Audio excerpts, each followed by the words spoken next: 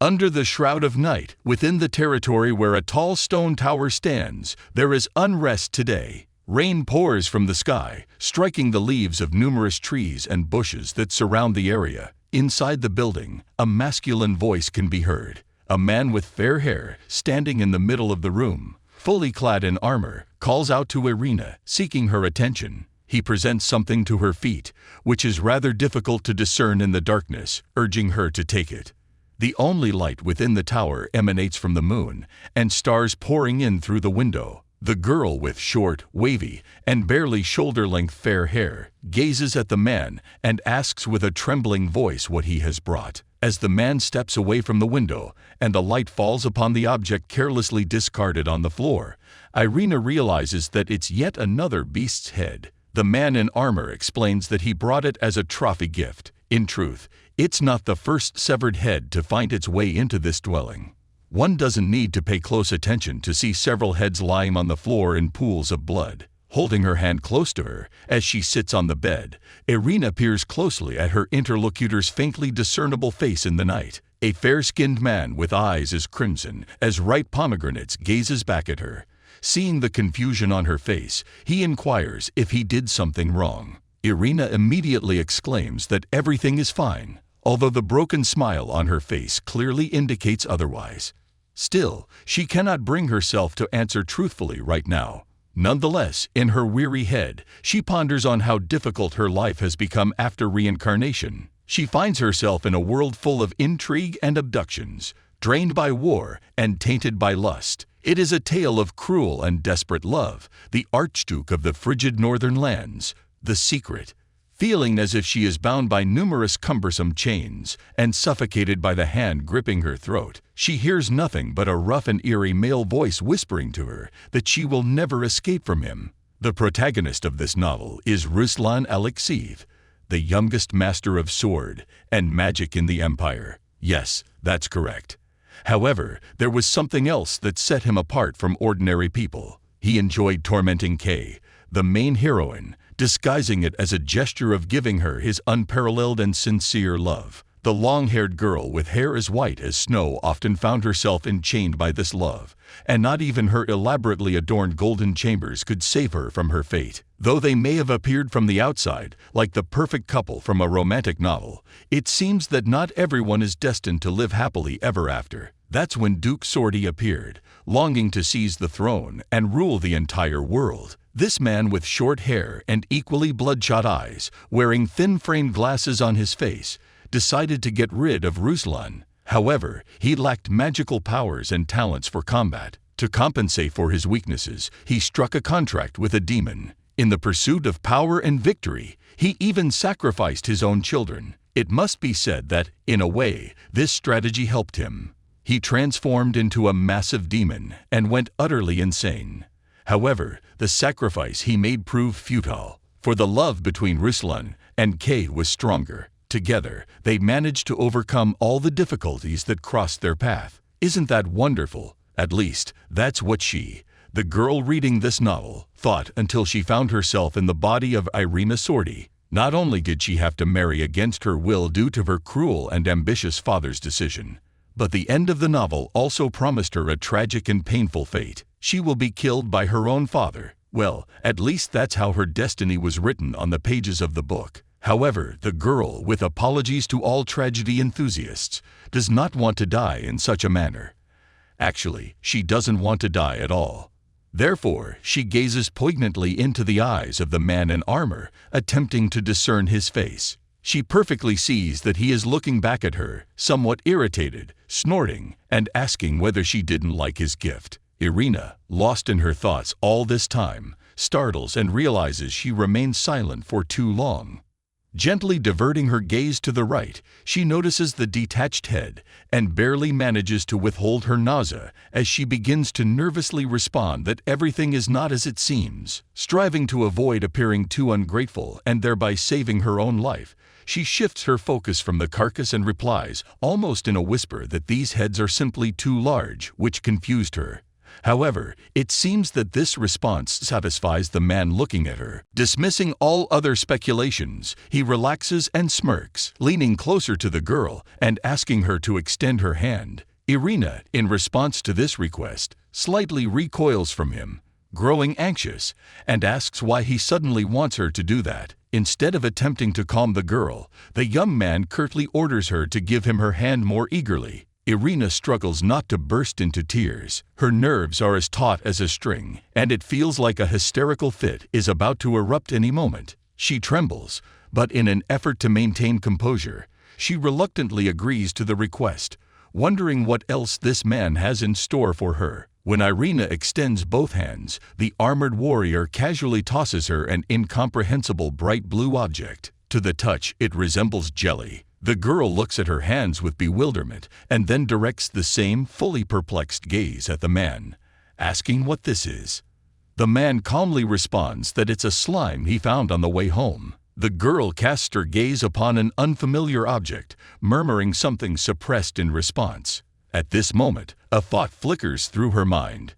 Could this be another demon? The man regains his usual countenance, scowling at the girl with a severe intensity that seems to permeate the entire atmosphere in the house. The young man notices Irina's tension under his gaze, but what irks him the most is her reaction to the gift. Shouldn't she be jumping with joy and thanking him with a smile on her face? Swiftly discerning the change in mood, the girl composes herself, forcing a sincere smile upon her face as she draws the mysterious object closer, exclaiming joyfully that everything is simply wonderful and she adores the gift. While gently kneading it, she remarks that it is also delicate and soft. Observing the girl finally blossoming, the young man starts stroking his chin and gazes at her with a somewhat bewildered expression, as if trying to decipher if she speaks the truth.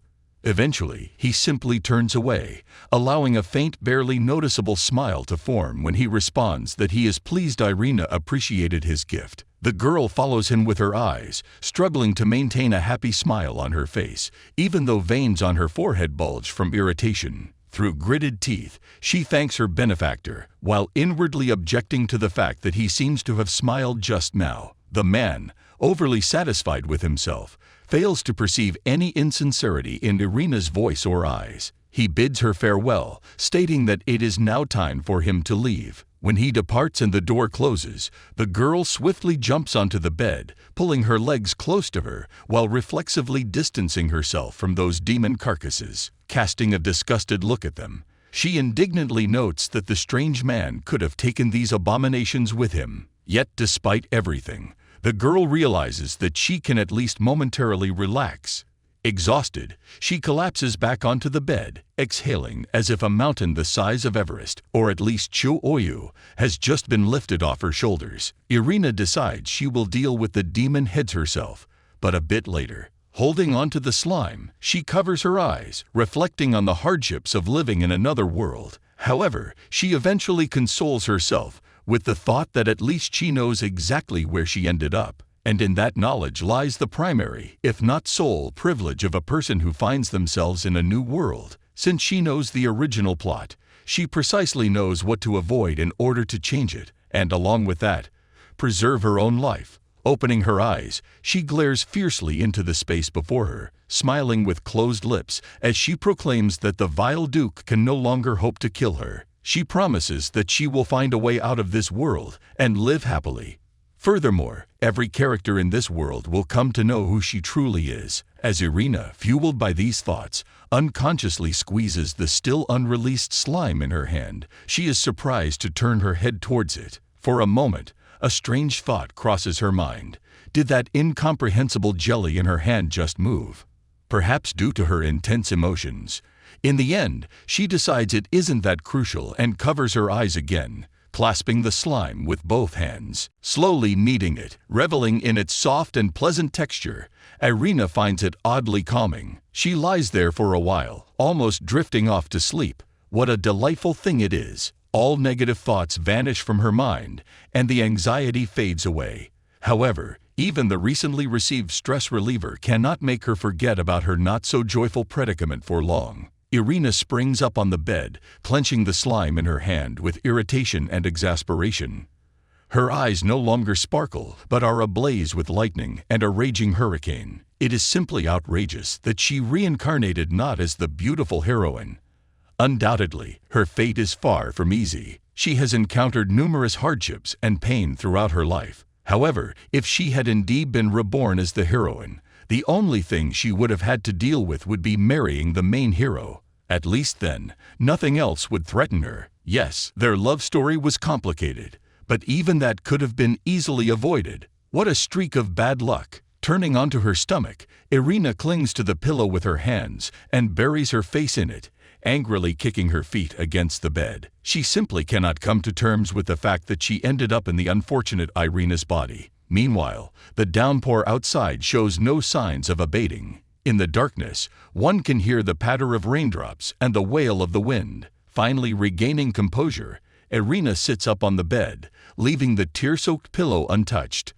As she comes to her senses, she heaves a heavy sigh, trying to steady her breath. She begins to contemplate aloud that it's time to stop envying the main characters of this novel. Now, when she faces such serious mortal danger, her only concern should be herself. Mapping out a plan for her salvation in her mind, she concludes that the first step, oddly enough, should be to turn a blind eye to everything happening to her until she comes of age. The second step would be to replace the main heroine and marry the main hero in her stead. And afterward, following her marriage, Irina will have to promptly file for divorce, reclaiming her share of finances and other riches, and ultimately escape from her cruel husband. Ah, and how could we forget about the blissful conclusion that awaits at the end of almost every beautiful romance?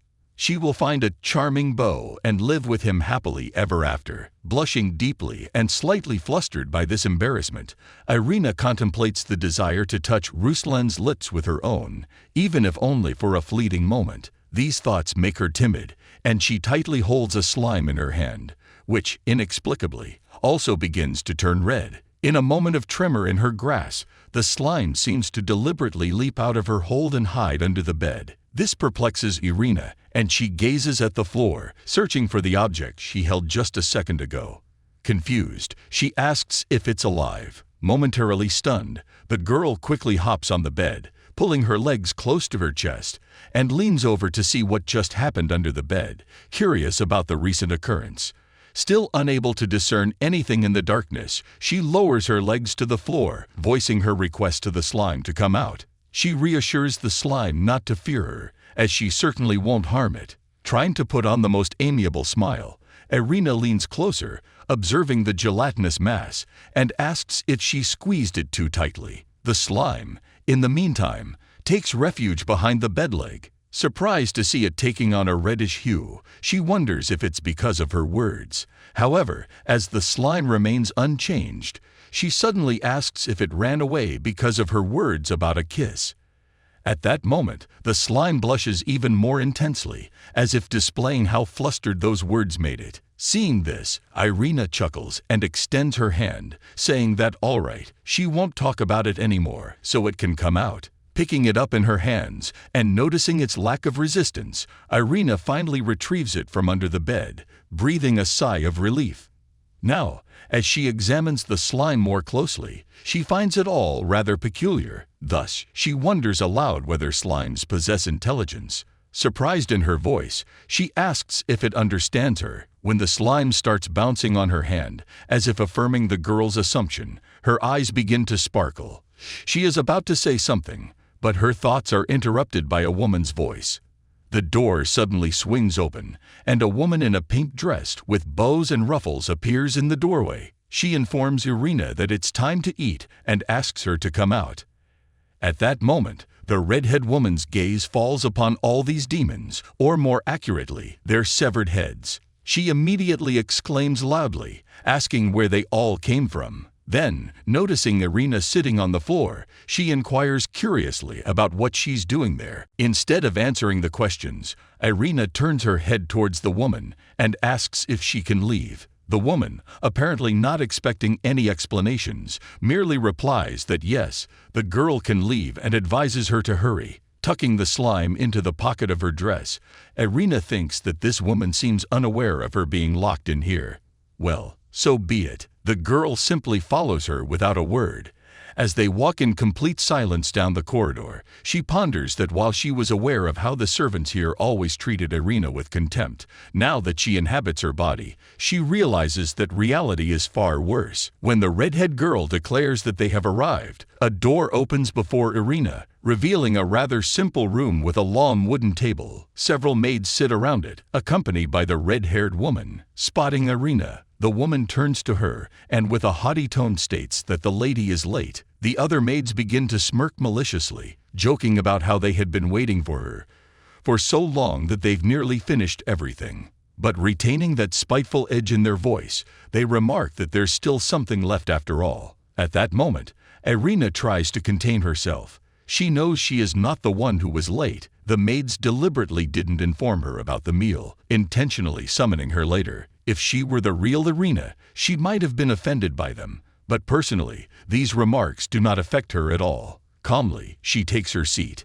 However, as soon as she reaches for her spoon, she is immediately struck on the hand. Clasping her reddened hand to her chest, she lifts her gaze and notices the disdainful redhead woman. She comments that Irina held the spoon at the wrong angle and irritably adds that despite all the time she spent instructing the lady, she still fails to practice independently and keeps making mistakes. The woman inquires whether Lady Irina can call herself a member of the Sorty family with such lackluster manners. As Irina reaches for the spoon again, attempting to correct her mistake, the woman, with a sweet smile, takes the plate away from her, stating that the girl seems to have already eaten. Instead, she offers the food to a maid named Bella. Irina replies angrily that she hadn't even touched the food, receiving only a scornful look and an irritated remark that the woman thought she had eaten.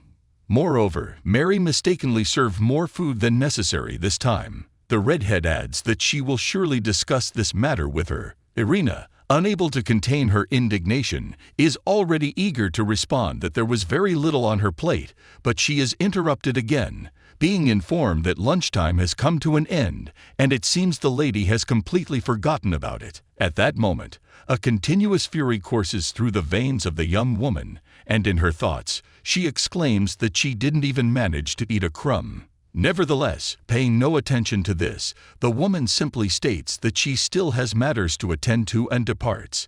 When they all leave, Irina remains seated clenching her fists. The only person left in the room besides her is the red-haired girl who originally brought Irina here. She looks at the lady in surprise and, while dining, apologizes to Irina, saying that she didn't know the girl had already eaten, otherwise she wouldn't have called her.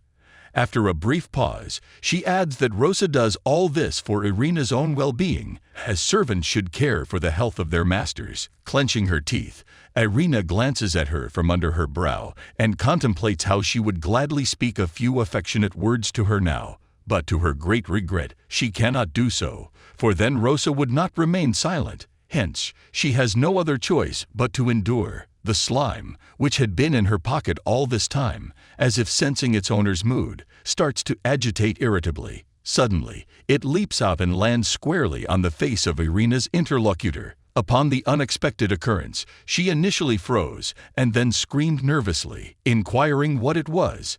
Irina, who immediately grasped the situation, fell into a stupor and, bewildered, gazed at the girl, muttering that such behavior was unacceptable. In disbelief, she stared at the slime sitting on the distressed girl, smiling at her, and extending something resembling its hand, playfully uttering, "Me," evidently pleased with itself. Seemingly convinced that it had done all it needed to, the slime leaped off the red-haired girl's head and gracefully landed on the table. Meeting her scrutinizing gaze, it raised its hand again, gave a charming smile, and exclaimed, "Me." Irina, gazing at it, was either struck by speechless horror or simply in shock. She pressed her hand against her chin, unable to believe that the slime now had eyes. Thanks to them, however, she could now somewhat rate emotions on its face, if one could characterize it as such. Gazing into its radiant eyes, the girl wondered if it now sought praise for boldly standing up for its mistress. Assuming a warrior-like, confident expression, the slime murmured, "Me, me." Irina couldn't contain her laughter at this sight. She smiled and inquired if it was speaking of her being able to trust it, receiving an even more energetic "me-ni." seemingly assuring her she was right. In that moment, the girl heard painful sighs. Getting up from her seat and circling the table, she noticed the red-haired girl lying on the floor, having fallen from her chair when the slime leaped off her head. She was clearly regaining consciousness. Irina, not expecting her to recover so quickly, was initially frightened. Now that she could see the slime, things were bound to end unpleasantly. Her first thought was to knock the girl out again. For that purpose, she picked up the tray next to her.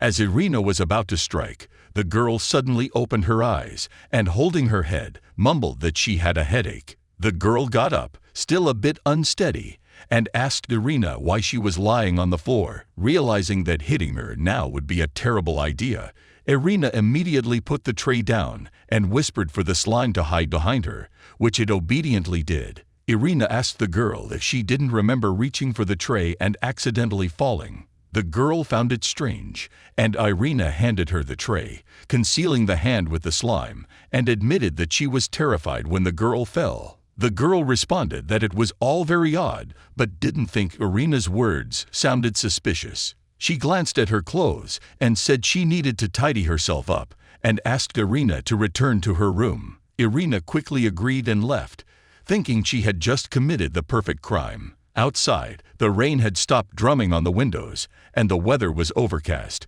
covered in dark clouds.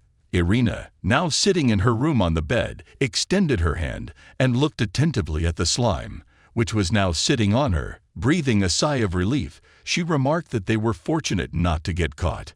However, after this strange incident, numerous questions filled her mind, which she could hardly ignore. She curiously asked the slime if it could erase memories. Then, lying on her back, comfortably resting on the pillow, she answered herself, saying it was unlikely since it was one of the lowest demons in their hierarchy. Still, as she scrutinized the bluish ball, she inquired if it was special in any way. The slime, apparently flattered by her words, rubbed against her fingers, blushing from the praise, and continued to repeat, "Me, me." Turning onto her stomach and crossing her legs, Irina held the pillow, watching the little creature, and remarked with a chuckle that it seemed to understand her. She joyfully stated that she now had an unusually clever slime. Either way, she thanked it for standing up for the girl earlier when it noticed she was being treated rudely. At this moment, the slime started rolling around on her hands, tumbling from one side to the other. It made Irina even more endearing. She couldn't help but comment that it turned out her talented and intelligent slime could even dance. Irina continued to be amazed by it. She mentioned that she had encountered completely different slimes before, and now she was curious whether she could find information about the one currently on her hands in some books. Regrettably, she realized it was highly unlikely because she was practically confined to this tower, rarely leaving her room. Consequently, she could not go to the library. Still, with great enthusiasm, she noted that she could at least attempt to sneak there. When Irina collapsed on the pillow, overwhelmed by sudden fatigue on her shoulders, her stomach growled, and she grumbled that she desperately wanted to eat. The slime became noticeably agitated, and as she lifted her head, expressing her displeasure at not getting any food during lunch, it seemed to worry even more. Annoyed by such disrespect towards her, Irina clenched her fists, thinking that today they had crossed all boundaries, as starving her was going too far. Now turning onto her back, she weakly uttered that she had barely any strength left even to be angry. She opened her eyes and averted her gaze, trying to find the slime, which had been sitting near her pillow a moment ago. It was now nowhere to be seen. She gazes in astonishment and redirects her attention to the wide-open window, from where a delightful aroma wafts in. Savoring it, Irina struggles to discern its origin. Suddenly, she has an unexpected realization. She can hardly believe that the fragrance permeating her room right now is that of a mushroom soup with champignon and pasta with shrimp in a tomato sauce. Before she can fully grasp the situation, a slime jumps onto the windowsill, holding a tray of food in its miniature hands, joyfully squeaking. As it hops onto the bed and places the tray right in front of Irina, she can barely contain tears of happiness and gratitude. Amazed, she looks at the plates of food and understands that this slime is the most benevolent demon in the world. Finally, taking a spoon in her hand, she wishes herself a pleasant appetite and starts eating. The food is so delectable that it practically melts in her mouth. Closing her eyes with pleasure, Irina exclaims that it's so delicious she might cry. She can't help but call her little demon the true benefactor. The slime sitting beside her looks exceedingly joyful, knowing that its owner is happy. Having finished every last crumb, Irina sighs contentedly, her face beaming with a wide smile.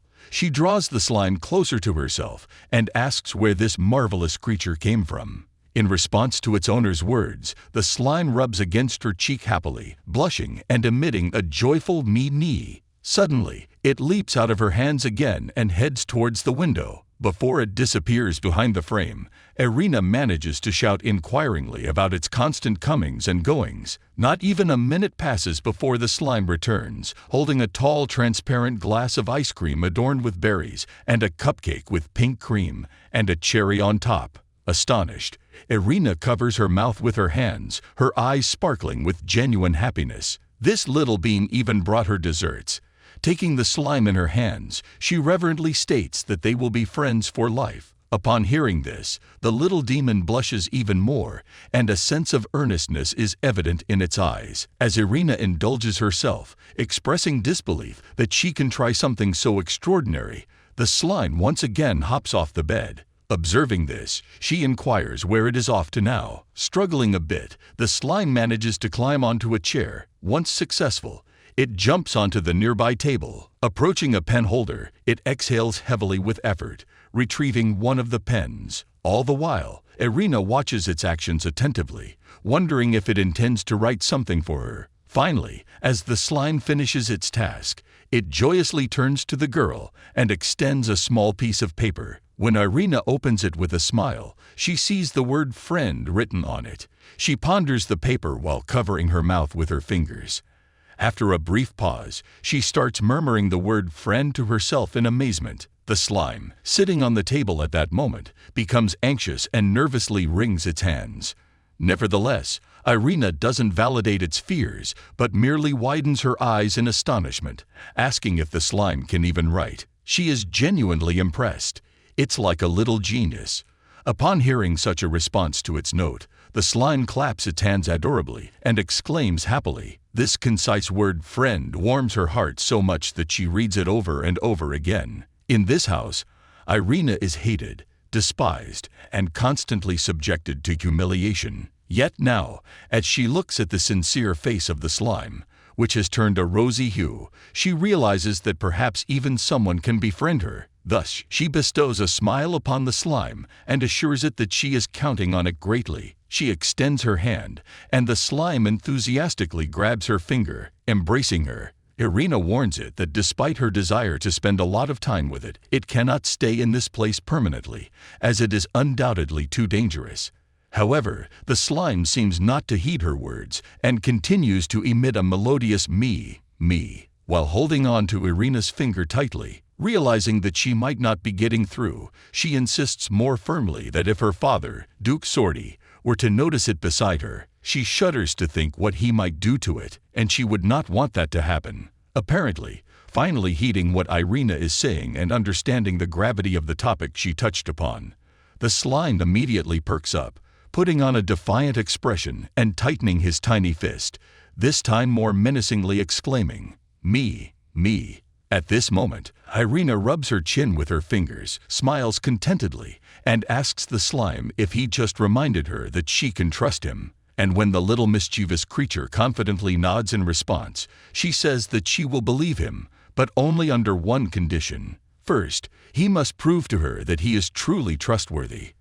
After waiting for the slime to nod and enthusiastically shout "me" in agreement, Irina suggests that they should go to the library right away. After some time, when they finally reach the imposing door, Irina realizes that they seem to have arrived. She cannot help but notice how quiet it is in there. She lowers her gaze, looking at her pocket where the slime is peeking out, and placing her index finger to her lips, she suggests that he should hide now. The slime obediently complies, tucking himself back into the pocket. When he's hidden away, Irina opens the door. She steps into a rather spacious room, adorned with green hues and wooden decor. As she takes a few steps forward, she marvels at how large the library is in their house.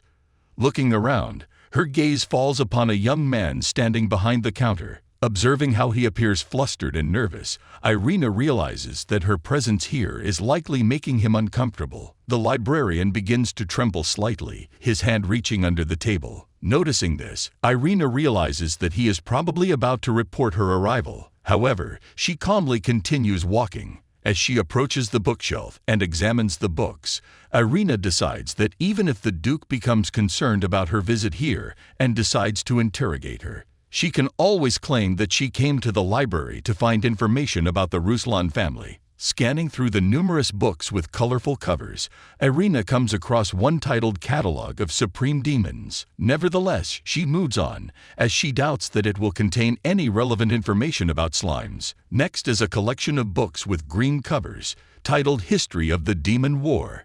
However, she passes it by, doubting that it contains the useful information she seeks. But a book titled Hero of the Demon War, Archduke Alexeyev, indeed catches Irina's attention. She even stops to peruse it. It is a book about her future husband, though she can hardly imagine any prospective bride, even in theory, looking at such material. Flipping through a few pages, quickly scanning the contents, Irina whispers that he possesses both power and wealth. This not only grabs her attention, but also piques the curiosity of the slime, who interestedly peeks out from her pocket, mumbling something. Yet, Irina gently tucks him back in, whispering for him to hide again, while her other hand puts the book back on the shelf. Continuing along the bookshelves and carefully examining their titles, Irina finally spots one that might prove useful. Dictionary of Demons, From Slimes to Golems, precisely what she was looking for.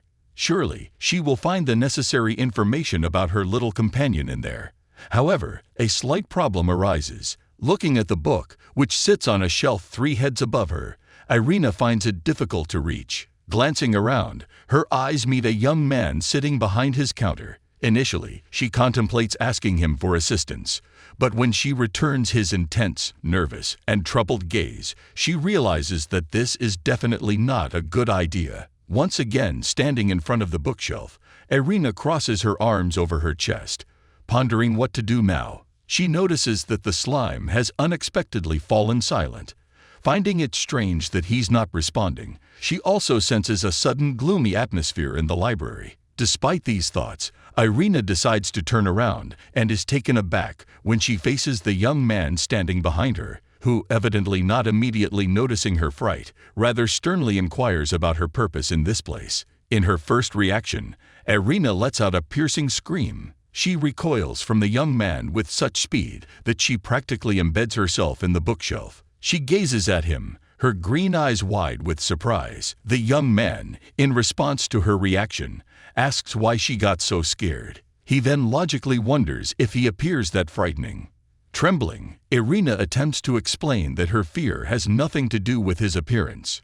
Trying to find something to say, she averts her gaze and blurts out the first thing that comes to her mind. She explains that she merely wanted to learn more about the slime he gave her and was searching for a suitable book. The young man indeed fell into thought, pressing his index finger to his lips, and after some contemplation, he remarked that it seemed the girl truly liked his gift. Irina promptly replied that the slime was indeed very charming, though she wondered why he was being so polite to her in her thoughts. With a slight smirk, he averted his gaze and whispered that it was quite evident why the girl took a liking to the slime, as unlike him, this little devil did not reek of blood. However, Irina did not hear his whisper, so she asked him to repeat what he had just said. In response, the young man did not return to that topic, and instead asked if Irina liked demons. Hearing this question, she immediately replied in the negative, stating that she did not like them. Receiving such a response, the young man leaned over her, sternly inquiring why then she had thrown away the diamonds he had given her. Irina looked at him bewildered and said that she did not understand which diamonds he was referring to since she had not seen anything of the sort. At this moment, it was the young man's turn to be surprised. He asked Irina if she had not received them, since the servant was supposed to deliver the stones to her. Initially, this remark left Irina in a state of confusion. But then, when the true essence of what had happened dawned on her, she exclaimed indignantly in her thoughts that these impudent servants had now taken to stealing her diamonds. This simply could not be. Irina realized that she couldn't let this chance slip away. Thus, she said nothing to the young man about her thoughts and merely innocently inquired if he had given the diamonds to the servant, and when he answered affirmatively, she put on a more melancholic expression, stating that it seemed the servant had kept them for herself, as nothing was personally handed to her. This enraged the young man. Fury flashed in his eyes, his jaws clenched, and his hands involuntarily balled into fists, slightly trembling with tension. He could not believe that these servants dared to go against their master. He immediately turned around and headed for the exit of the library, vowing to find those servants. Irina also quickly reacted to his response and called him brother, asking him to wait a little. Upon hearing brother, the young man froze in place. After a brief pause, he slowly turned his head towards her, his eyes gleaming with fiery red, and with a voice that seemed to echo from the abyss, he asked how the girl had just called him. Irina immediately tensed up and shrank in fear, nervously clutching her hand. She took a step back, glancing at her brother from the corner of her eye. Sweat began to bead on her forehead. She wondered if she had made a mistake now, and if these careless words would lead to her death after all. Turning halfway towards her, the young man, now more composed but still quite tense, asked once again how she had just addressed him. Irina, flustered under his gaze, looked at him, clasping her hands together, and awkwardly began to stammer that she merely wanted to somehow stop him. Interrupting this incoherent stream of thoughts, frequently punctuated by interjections, the young man persistently repeated his question. Irina, being perplexed, inquisitively repeats, "Brother." Receiving an apparently satisfying response, the young man clears his throat and asks why Irina wanted to detain him.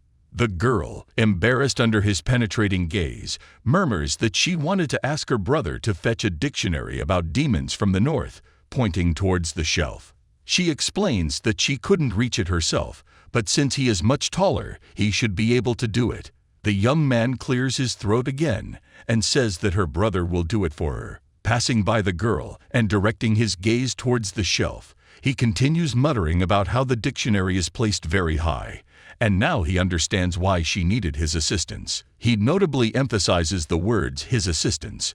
At this moment, Irina can finally breathe calmly, rejoicing that she survived. However, she is filled with numerous questions about why her brother is behaving so strangely. The young man, meanwhile, continues to mutter to himself that if it's hard for Irina, her brother can carry that heavy, thick book for her. The girl silently implores him to stop. When the young man places several books on the table, he dusts off his hands and asks the girl if that's all. Smiling, Irina confirms and thanks her brother. In that moment, she realizes that she completely forgot to thank him for the slime last time. The young man becomes more serious than he was before and says that in that case, next time, he will catch an even bigger slime for her. Irina immediately exclaims that there's no need to do that since she likes the one she has now. These words make the young man blush. At first, he remains silent, but when he's about to say something, he is interrupted by the door slamming against the wall.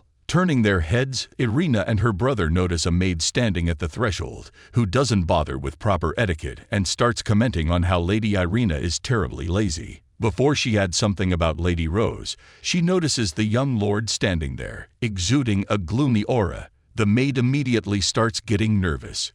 Her voice trembles from the sudden encounter, but she still greets the young man. He turns to her with pure anger and in a baritone voice, asks how she dares to enter her lady's room without knocking, wondering if she has lost her mind, thinking Irina is not her mistress. The frightened maid quickly presses herself against the door, trembling.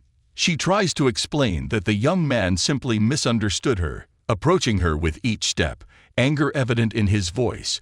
The young lord demands to know if she's suggesting that he misheard something. Slapping his palm against the door, just inches away from the girl's face, the young lord states that he is sure that other maids behave no better, and he cannot simply overlook it. He then orders her to gather all the servants. The maid panics and begs for forgiveness, promising that such a thing will never happen again. But as she encounters a question asking if she dares to ignore his order now, she immediately exclaims that she will do it right away. Turning back to Irina, he says he'll deal with the servants while he goes to rest. Entering her room, the girl takes out the slime from her pocket and says that she never thought Valentine would value his sister so much. She finds it surprising that he decided to gather all the servants. Wickedly smiling, she adds that she hopes he will take revenge on them for her. The slime in her hand also raises its arms, expressing a threatening, "Me, me, me." Looking down at the slime, Irina notes that it seems to be very pleased with how everything turned out. At least, that's evident from how it happily waves its arms and rubs its cheek against her thumb. Gazing at her new friend, the girl muses that it wouldn't be proper to keep calling it just a slime, as that's like calling her simply a human. Thus, she contemplates what name would suit it. The idea of choosing a name obviously excites the slime. Sitting on the bed, Irina suggests, with a chuckle, the simple variant of me. But then she thinks it might be too obvious.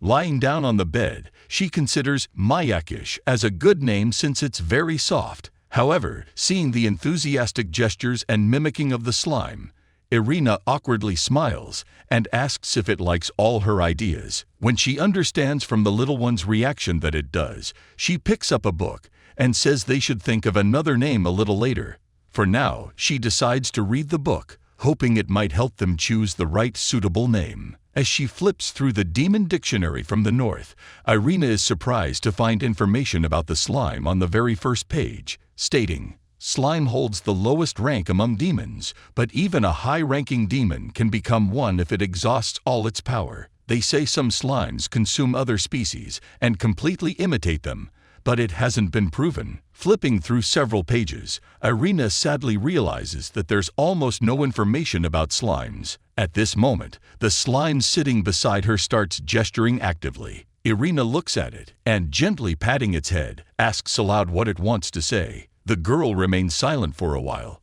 then asks if she tells it a secret, will it share one of its own with her? She adds that she can only share it with this little creature. The slime looks at her with enthusiasm when it hears those words, and its eyes start sparkling with curiosity. However, as the young girl begins to speak, she hears someone approaching the room, prompting her to quickly hide the slime under the bed, asking it to stay concealed. At that moment, the door to the room swings open abruptly, loudly hitting the wall, and Irina notices her brother standing in the doorway, holding Lady Rose. The woman, clearing her throat, angrily pleads to be released. Valentin holds her by the collar and asks Irina what he should do with this thief. Lady Rose tries to loosen his grip in any way possible and exclaims that she didn't take anything. Valentin glares at her and requests her to be silent, as he is not speaking to her right now, but to his sister. Lady Rose, frowning, exclaims that the young lord started treating her this way precisely after Irina's words, and now his actions are seen as disobedience to the Duke's will. Valentin, smirking, asks if this woman annoys him and his father. The woman confidently asserts that once the Duke finds out about his son's actions. However, she fails to finish her sentence. Valentin tightens his grip on her throat even more, shaking the woman. Widening his eyes and smiling, he states that she seems to not understand that when his father is not around, he becomes the one in charge. Later, he adds that he will make his decision only after hearing his sister's response, and thus asks Irina if this woman did anything to her. To be honest, the girl finds it difficult to decide what to talk about first. After all, this woman not only treated her cruelly, but also made her own daughter, the redhead girl, a princess in this household, while hardly considering Irina a human. Rose thought she could get away with it, as little Irina had no strength to stand against her. But now, all of that is in the past. She is no longer the Irina Rose knew. Therefore, the girl gets up from the bed and, stepping closer to the woman, asks if she claims that she did nothing after treating her so unfairly. At least, Irina can confidently say that she didn't hand over any stones. Thus, Irina is puzzled,